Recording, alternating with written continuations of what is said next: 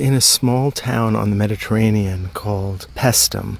Paestum is the Roman name, or the Latin name. Before that, it was Greek, and it was called Poseidonia. The town was named after the god of the sea, Poseidon.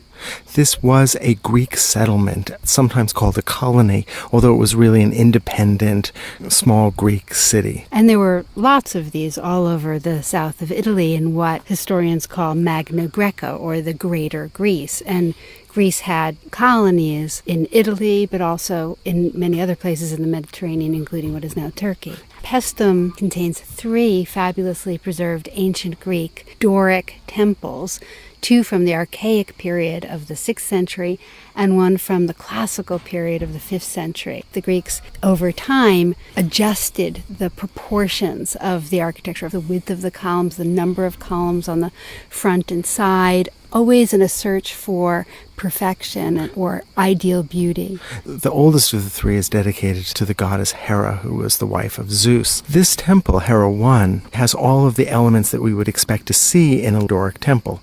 It's got massive, heavy columns that have no feet. They go directly into the platform of the temple itself, the stylobite. They rise up with a shallow, broad fluting and end in a very simple geometric capital. In addition, that temple has a kind of exaggerated entasis. The column isn't straight. It bulges towards the middle and tapers towards the top. In this case, is so exaggerated, it makes it seem as if the column is bulging under the weight above. And the capitals also almost seem flattened by the weight of the roof. So there's a real sense of horizontality and of weight in the oldest of these temples. The temple is an interesting deviation. The front of it has 9 columns across, and that's a little bit peculiar. Because it's an odd number, you have to walk around that central column. Greek temples were really meant as houses for the gods, not the way we think of a temple or a church as a place of worship. The worship would have happened outside of the temple. But in the case of Hera 1, there's a row of columns right in the middle of the cella, so it's hard to imagine how the cult statue fit inside. Actually, there's a number of different theories about this. Some have suggested that perhaps this was a temple to both Hera and her husband Zeus, in which case perhaps there were 2 cult statues in the back, but to be honest, nobody knows for sure. There is a lovely sense of balance of the proportion of Hera 1, of this oldest of the 3 temples. You've got 9 columns in the front.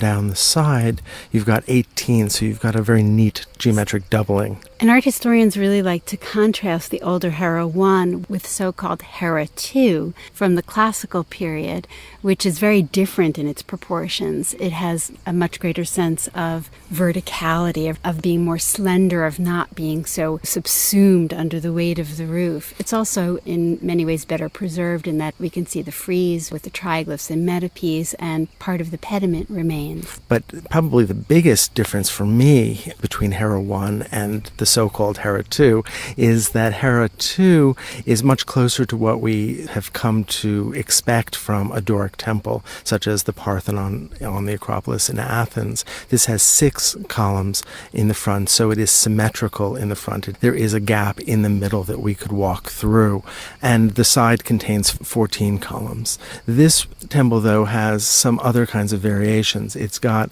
a second colonnade just in back of the first, and then the interior space is defined by an outer wall and then a colonnade that has a second set of columns above it. This seems to be a better solution for supporting the roof than a row of columns down the center that we see in Hera 1. So let's spend a moment really looking at Hera 2 and looking at the changes that have taken place. The columns have a less pronounced entasis. In addition, the flare at the top of the column, at the base of the capital, is not as exaggerated. It's not as wide or as plate-like as it was in Hera 1. And as a result, the structure has a greater sense of lift.